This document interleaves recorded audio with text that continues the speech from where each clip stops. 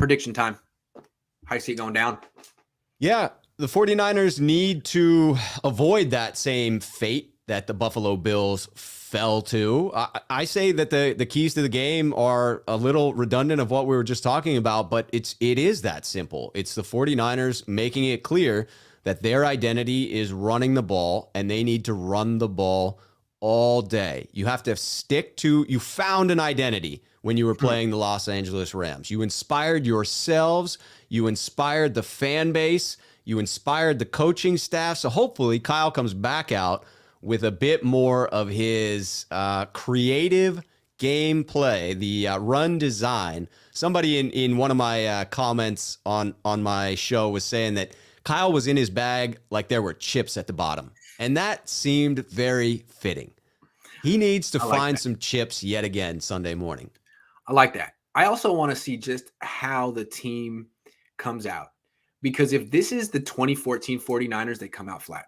Yeah. You know what? The 2021 49ers come out flat every single week except for last week. That's what they do. They came out. I mean, they looked good in week 1 against the Lions. They did fumble the first freaking snap of the season. But after that, they looked good for the first half. But from week 2 to last week, every week looked awful by halftime and had to get it together after that. So I'd like to see that not happen because short week, cross country, 10 a.m., West Coast team. They've done it like 8 times. I think it's kind of actually, if it was a close game at halftime, the Niners and the Jaguars were within a score of each other at halftime, you wouldn't even be surprised. You'd be like, well, here we go. Oh, okay, last week was just because last week it was great, but it's fair to wonder if you can replicate it. Like there were a lot of things that were unique about it. It was Monday Night Football. It was the Rams. Stafford gave the game away instantly. It wasn't that Jimmy Ward made superhuman plays. It's that Stafford was like, what? You were worse than Jared Goff. You literally threw it right to Jimmy Ward down the field. And then the other one, the guy dropped and gave it to Jimmy Ward. And the game was over right there. So you're not going to get two interceptions in the first. Well, you could. You might. I mean, Trevor Lawrence is throwing 1-to-1 TD to interception ratio. So if Trevor Lawrence just doesn't give the game away in the first 2 series, what are you going to do? How are you going to respond? It's going to be tougher because even if they stick to the run, as we said earlier, the Jags are, I have it here in my notes, actually 5th best against the run in average yards per carry, allowing only 3.9 yards a pop. Yeah. But that didn't matter against LA. Well, that didn't.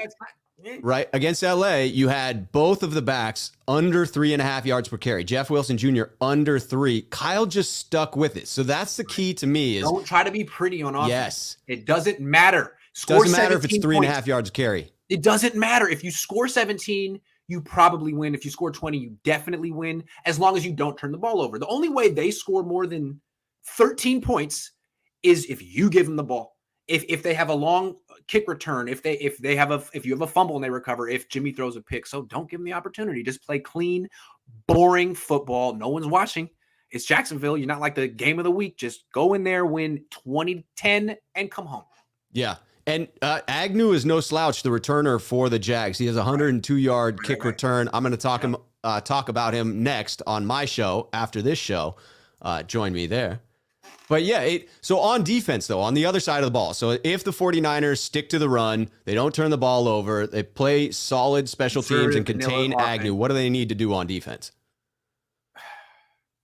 What do they need to do on defense? To me, it seems like you got to show up. They need to show up. They need to show up. And that's one of the worst offenses in the league. They're scoring 16 points a game. Just show up. Hold on. Why does Jacksonville suck so bad on offense? They have a good running game. James Robinson is a good back. They have a pretty good offensive line. Good quarterback. They have no receivers. They have Marvin Jones, a little old. They got a tight end who's okay. They got Laviska Shenault, who's not good. I mean, they don't have any weapons. No, Agnew is coming up, but he's got terrible hands so far this year. It's a lot like the Bears, promising young quarterback who can move around, maybe a good running back too. Some good stuff on defense, and that's about it. So, yeah, the Niners made it interesting with the Bears. They did. The Jags are averaging, giving up almost 26 points a game.